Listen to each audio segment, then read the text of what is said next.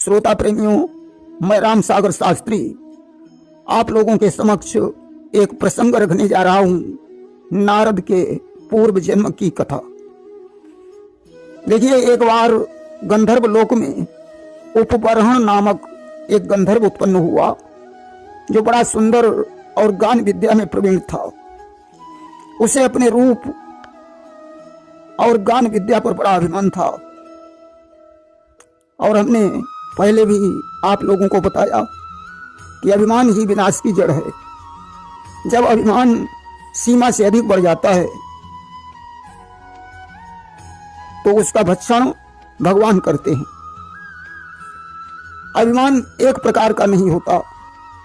किसी को अच्छा संत मिल गया तो उसे संत का अभिमान, किसी को अच्छा गुरु मिल गया तो उसे अपने गुरु का अभिमान, किसी को अच्छा शरीर मिल गया तो उसे अपने शरीर का अभिमान, किसी को अपने बल का अभिमान, किसी को अपनी विद्या का अभिमान, किसी को अपनी दानवीरता का अभिमान, किसी को अपने धन का अभिमान, और किसी को अपने मित्र का अभिमान, किसी को अपने पुत्र का अभिमान, किसी को अपनी सुंदर पत्नी का अभिमान।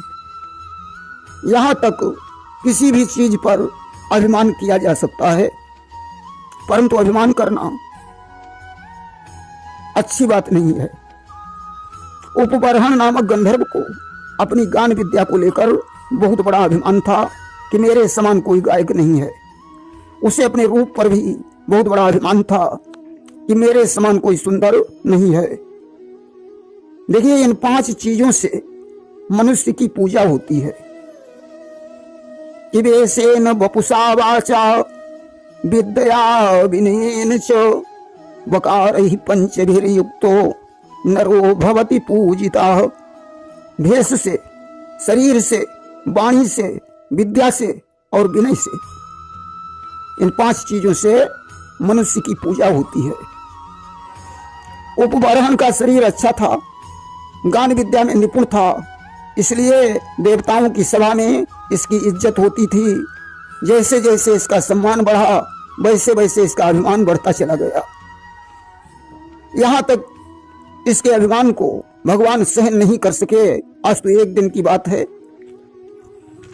विश्ववर्ज नामक देवता के यहाँ एक सभा हुई, जिसमें ऋषि मुनियों को भी बुलाया गया। उपबरहण नामक गंधर्व उस सभा में गीत गा रहा था। अंगिरा ऋषि भी विश्ववर्ज की सभा में पहुंचे। अंगिरा बड़े काले थे। उपबरहण ने अंगिरा को देखा। इसे उनके रूप को देखकर हंसी आ गई। अंगिरा जैसे परम योगी भला अपमान को कैसे गवारा करते। योगियों की शक्ति का पता लगाना सबके बस की बात नहीं है। अरे, योगी जन तो ब्रह्मा विष्णु महेश से भी लड़ जाते हैं। लिखा है कि लड़ते हैं योगी जन विष्णु से विरंच से भी, अड़ते अकड़ते हैं विश्व दंडकारी से। सृष्टि उलट देते हैं, दृष्टि पलट देते हैं, दृष्टि कर दिखाते हैं नरपति भिखारी से। योगी जन तो सृष्टि को भी उलट सकते हैं, वर्षा को रोक सकते हैं, भिखारी को राजा बना सकते हैं। कि अंजलि के जल ही में काजल की जल जाभा, कर दें करा दें कहो सीत चिनगारी से। और मक्कर के चक्कर में पड़ियो सभी से, पर टक्कर न लीजिए तात एक जटाधारी से। योगी जन अंजलि के जल से चिनगारी को ठंडा कर देते हैं। इसलिए सभी से टकराओ, मगर एक जटाधारी से टकराने की कोशिश नहीं करनी चाहिए। कि रवि की आभा ठंडी कर दे, वह एक अंजलि का जल है। हिल जाए जिससे महावीर, वह एक तपस्या का बल है। योगी जन तपस्या के बल से सब कुछ कर सकते हैं। आज तो इन्हें क्रोधित नहीं करना चाहिए।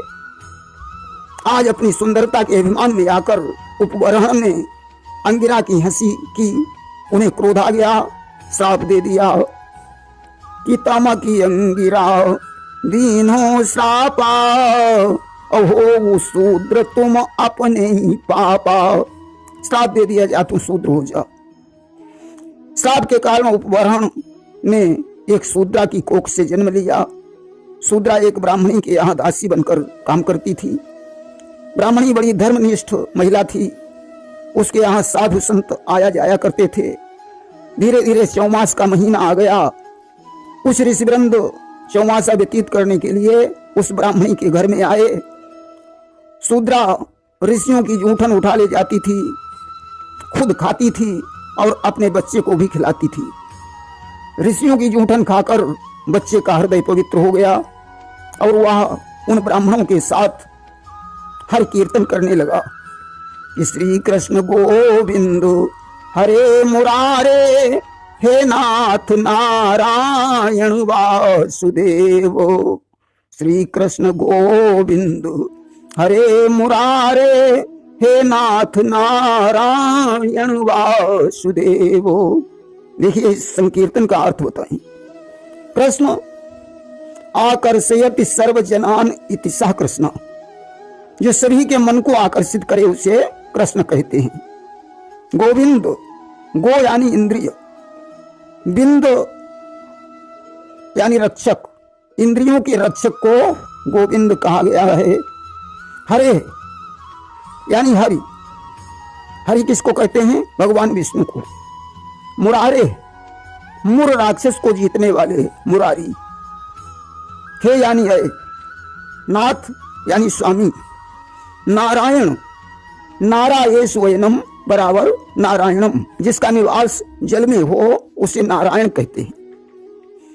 वासुदेव, वसु यानी प्राण, देव यानी रक्षक, जो प्राणों के रक्षक हैं उन्हें वासुदेव कहा गया है। इसलिए इस संकीर्तन में भगवान को पुकारा गया है कि हे सभी के मन को आकर्षित करने वाले, हे इंद्रियों के रक्षक, हे मोर को जीतने वाले, हे स्वामी, हे जल में निवास करने वाले, हे प्राणों के रक्षक। अस्तु हरि कीर्तन के साथ साथ ऋषियों ने उस बच्चे को दिव्य ज्ञान का उपदेश दिया।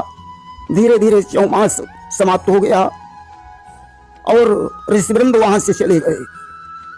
उस बच्चे की अवस्था उस समय सिर्फ 5 वर्ष की थी। एक दिन की बात है, अंधेरी रात थी। बच्चे की मां गाय दोहने के लिए गई। दैव योग से वहां एक सर्प आ गया। सर्प ने शूद्रा को काट लिया, उसकी मृत्यु हो गई। बच्चा ऋषियों के उपदेश से विरक्त बन ही चुका था। वह अब भगवान के भजन में व्यस्त हो गया। एक दिन की बात है, घूमते घूमते वह बच्चा निर्जन वन में पहुंचा। वहां एक पीपल का वृक्ष देखा, उसके नीचे आसन लगाकर बैठ गया। भगवान का सुंदर गीत गाने लगा कि कभी भूले से भी दर्शन मेरे सरकार हो जाता, मैं चरणों में लिपट जाता, गले का हार हो जाता। छुपे हो व्यर्थ हृदय में निकल कर सामने आओ, तुम्हारा पर्दा हट जाता, हमें दीदार हो जाता। आज भगवान उस बच्चे के हृदय में प्रकट हो गए। बच्चा अंदर ही अंदर उनका दर्शन करने लगा। जैसे ही भगवान अंतर्ध्यान हुए, बच्चे ने आंखें खोली। अब तो चारों तरफ पागलों की भांति भगवान को खोजने लगा। उस समय आकाशवाणी हुई, वत्स अब तुम इस जन्म में मेरा दर्शन नहीं कर सकते हो। अब इस देह को छोड़कर तुम्हारा जन्म पितामह ब्रह्मा के मन से होगा। तुम्हारे वचन कभी झूठे नहीं होंगे, इसलिए संसार में तुम्हें लोग नारद कहेंगे। जब तुम नारद बनोगे तभी हमारे दर्शन हो सकेंगे। आकाशवाणी सुनकर वह बच्चा प्रेम की तरंगों में झूमने लगा और उसका वह पार्थिव शरीर छूट गया। सृष्टि के समय उस बच्चे ने ब्रह्मा जी के मन से जन्म लिया। देवताओं ने दिव्य वीणा प्रदान की, जिसे बजाकर नारायण का कीर्तन करने लगा। बच्चे का नाम देवर्षि नारद पड़ गया। एक दिन की बात है, देवर्षि नारद अपने पिता ब्रह्मा से मिलने के लिए गए। ब्रह्मा जी उस समय नारायण के ध्यान में मग्न थे। नारद ने उनका ध्यान भंग किया। ब्रह्मा ने आंखें खोली, नारद ने उन्हें प्रणाम किया। ब्रह्मा ने आशीर्वाद दिया। नारद ने कहा, पिताजी आप तो मकड़ी के जाले की तरह सृष्टि का सृजन करते हैं और उसी तरह लय करते हैं, फिर आप किसका ध्यान कर रहे हैं? क्या कोई आपसे भी बड़ा है? ब्रह्मा ने कहा, हाँ वत्स, मैं नारायण का ध्यान कर रहा हूं, वे मुझसे भी बड़े हैं। आओ मैं तुम्हें नारायण के मुख से सुने हुए 4 श्लोक सुनाता हूं।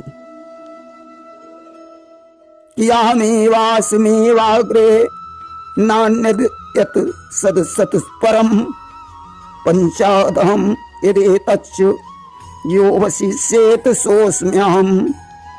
सृष्टि के पहले मैं ही था, मेरे अलावा कोई नहीं था। जहाँ सृष्टि नहीं है वहाँ भी मैं हूँ, और जो सृष्टि है वह भी मैं हूँ। जो देख रहे हो वह मैं हूँ, जो कुछ बचेगा वह भी मैं हूँ। ब्रह्मा जी ने दूसरा श्लोक सुनाया। कारितेर्थम यत प्रतीयेत न प्रतीयेत चात्मनि तद विद्यादात्मानो मायाम यथा भासो यथा तमः।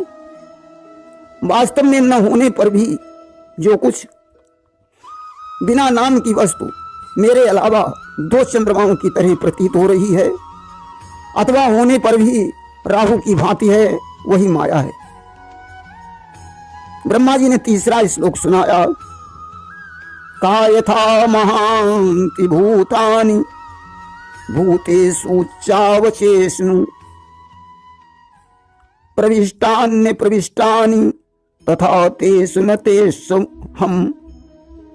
जैसे प्राणियों के छोटे छोटे शरीर में पंचभूत आकाश आदि प्रवेश किए हैं, वैसे ही उन प्राणियों के शरीर में आत्मा के रूप में मैं रहता हूं।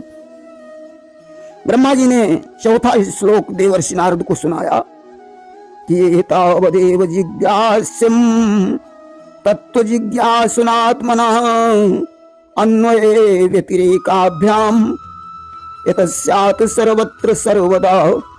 या ब्रह्म है या ब्रह्म नहीं है, या यही ब्रह्म है। इन सब बातों से यही सिद्ध होता है कि सर्वातीत सर्वस्वरूप भगवान सर्वदा और सर्वत्र स्थित है। आत्मा और परमात्मा का तत्व इसी से जाना जा सकता है। ब्रह्मा जी ने 4 श्लोकों को नारद को सुनाया।